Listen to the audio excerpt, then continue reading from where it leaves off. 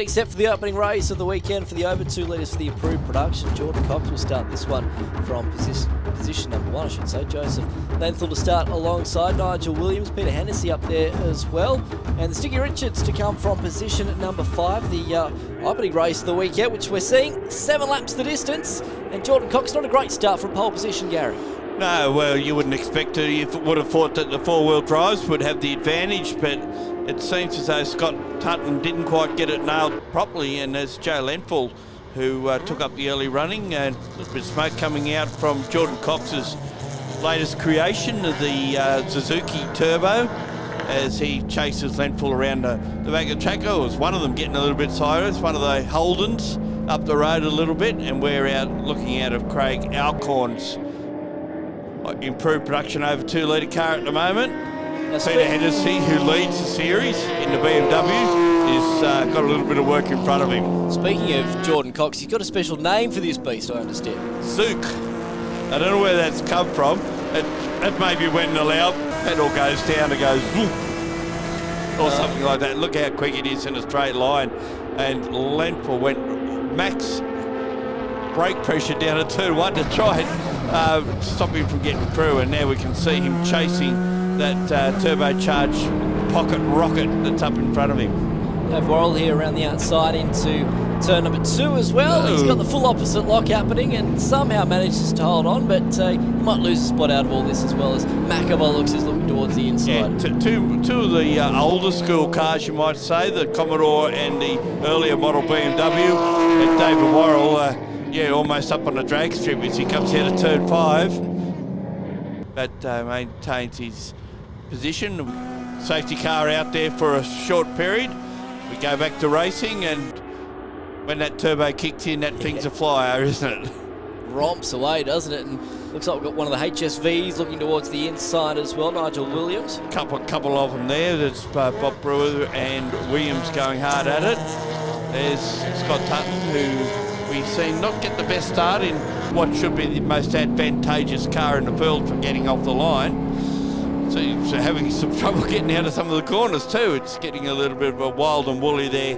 These two, they're still going hard at it as they fight for position. Good story with that Bob Brewer car as well. Yeah, it was originally Scotty Loadsman's production car before Brewer took hold of it and raced it a couple of times for production cars, and then decided he'd go IP instead, and that's where we see it today. And there's Joe Lenthal trying his best, but wasn't quite up to getting to our race winner. Here's our battle for third, and it looks like Brewer's just going to hold on ahead of Williams, Tutton, Hennessy, and another of the Evos coming home in position 5 or something. So Jordan Cox taking the win there, a nice drive as well. We'll see if we can try and continue on that impressive effort in race number 2. Let's catch up with Myron Reddy, making his first season in racing in 2020. It's my first year in the category, my first year of motorsports in the category. I've been with motorsports for a few decades, working as a pit mechanic. And now the guys who I've worked for have twisted my arm and said, come on, let's go racing. So here I am, and this is my little blue M3, S54, nice little unit. The boys at Midas Bankstown, my mechanics, put it together for me. Had some help from companies like Brimtech, who've done the engine up for me, done the mapping, the tuning, things like that, and a lot of all-round help from everybody inside the category. They're just an awesome bunch of guys. Come out here, they're there to help you every weekend. If something's going wrong, they got the tools out. They just get dirty, they get into your car, they help out. Anything you need, they're always there. It's a really, really good category. Quite impressed with the guys and the guys I race with. They give you a lot of respect when you're racing. Your lines and everything, they're very conscious, and I do enjoy that for that reason, especially being my first year out, a bit worried about the car, and if I make a mistake or something, but the guys there do show me a lot of respect on the track, on and off the track. My biggest competition is Craig Alcorn, one of my best mates, and he's got a VL Walkinshaw, and we did our license testing last year together. Now we're racing together in the category, and he's always that 10th faster than me, no matter what. Even if I got a bit more horsepower, he seems to always get that 10th on me. So I'm always searching for that 10th on him. So yeah, so lucky I got a bit of horsepower, so at the start, give it a bit of a launch and try to hold him out. But generally speaking, we're pretty much neck to neck all the time. But it's awesome racing with your mates. I'd like to thank Midas Australia, the major sponsorships, and all our sponsors for the category. Without them, we wouldn't be racing. And yeah, to all the guys, race hard. Oh, Teddy Walsh, my mechanic, Teddy Walsh, BMW mechanic, comes out. He's been a mate for years. He's come out and he's just supporting me now. He's taken over the role that I used to do, where I used to be the mechanic. So now he's doing that, and he's working between 3 cars today. He's over there trying to fix up a gearbox on Stig Richards' car today. So he's spreading himself across the field, helping out, and it's just a really, really good group of guys to be a part of. Probably one of the best things I've did. Second race of the weekend for the over 2 litres Improved Production at Sydney Motorsport Park. Jordan Cox starting for position number 1, Joseph Lenthal. Bobby Brewer to come from position number 3, Nigel Williams and Scotty Tutton completing the top 5 for this one. Of course, race number 2 over the distance of 9 laps as the field comes out of the dummy grid and onto the racetrack. And Jordan Cox again, not a bad start, but look at the Evo from I think at the 3rd row there, straight to position number 1. Well, we said he miscued a little bit in the first race. He certainly made up for it. And Cox goes back to 4th spot, Lenthal in 2nd, Williams in 3rd, and here we can see coming down into turn 2, and already he's got one of those spots back just ahead of Brewer. Williams obviously the big loser out of that from 3rd back to 5th. Yeah, so Scotty Tutton, a beautiful start in that Evo, and we're right on board here with Jordan Cox trying to make up some spots after that difficult start. Brewer still leading Williams in the battle of the Holdens for positions 4 and 5, whilst down the inside it changes. Lenthal now takes over the race lead. Yeah, where we knew that. Well, a little bit of an opposite lock on to hold on position. Now Cox goes through on Tutton at turn 1 to get into position 2, and you would expect that Cox would somehow or later get past the race leader, but Lenthal holds him out. So Lenthal back over the bridge, over the tunnel I guess you would say once again, as Cox looks towards the inside and takes back the race lead now as well. Still got a lot of smoke coming out on the overrun, but fortunate enough he's been able to, it's not affecting his performance. If anything else, I wonder if it'll affect the longevity of how long the car can run for.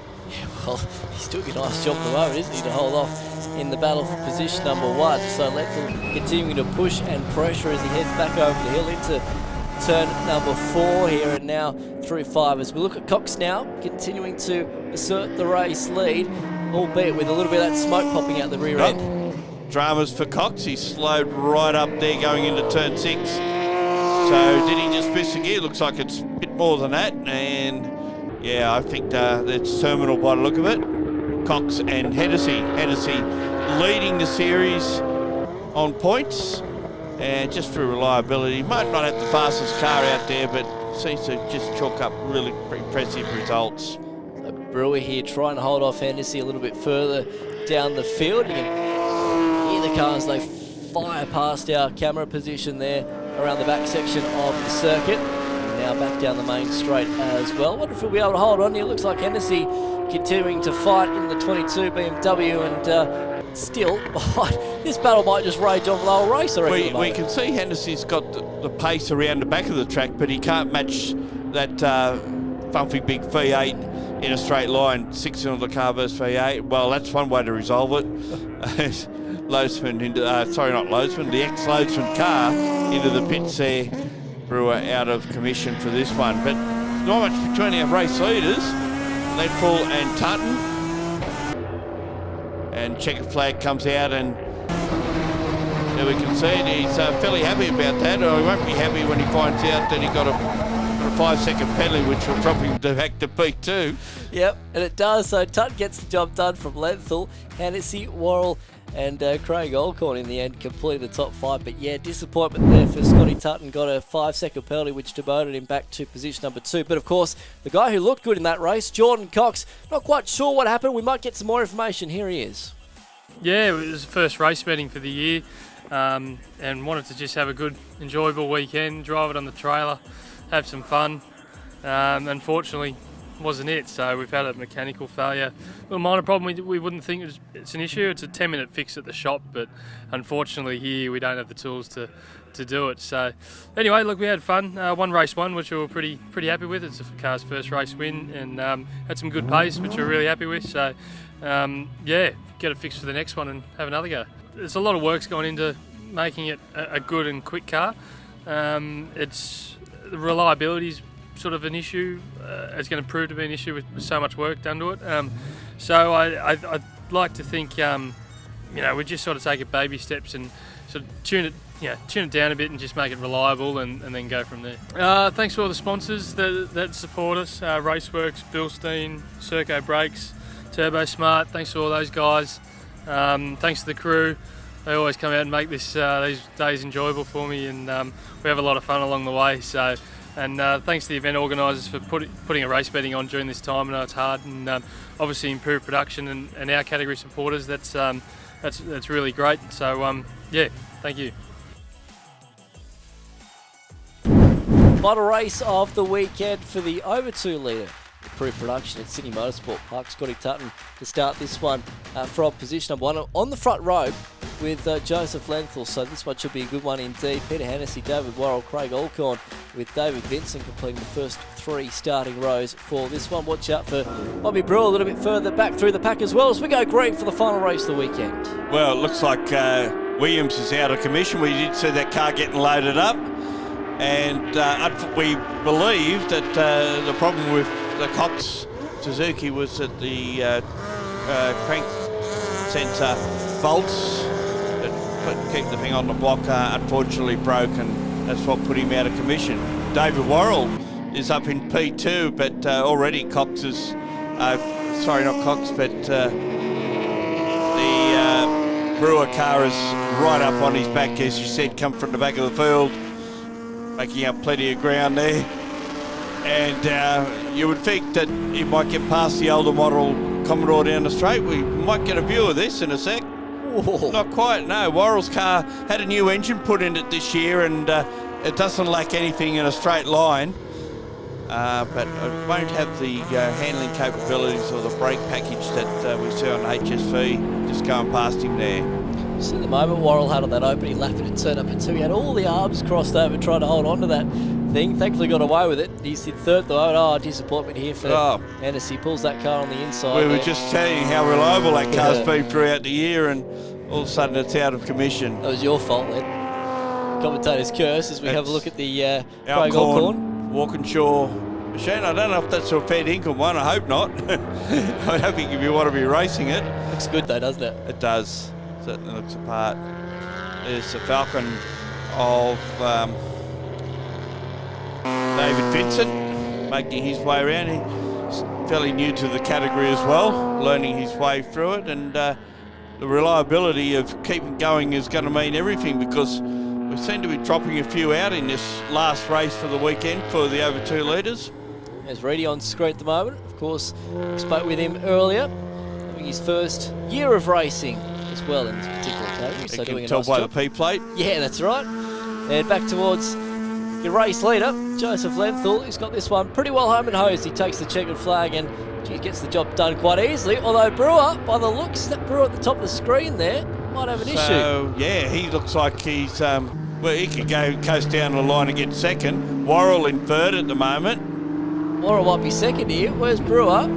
Can't see there with the sun glare. I think by the way he's waving out the window, he's picked up second. What a result. That's his best result in the category, finishing second to Lenthal, Ready in third spot. He'd be happy with that. Alcorn, Vincent make up our top 5. Yes, let's catch up with your race winner, Joseph Lenthal, in the end. The third and final race winner of the weekend at Sydney Motorsport Park. It was a rocket this morning. Track was great. Tyres were great. Did a really great lap in qualifying. That was terrific. And then the race 1 was okay. Race 2 was terrible in the middle of the day, really slippery, had no rear end in it.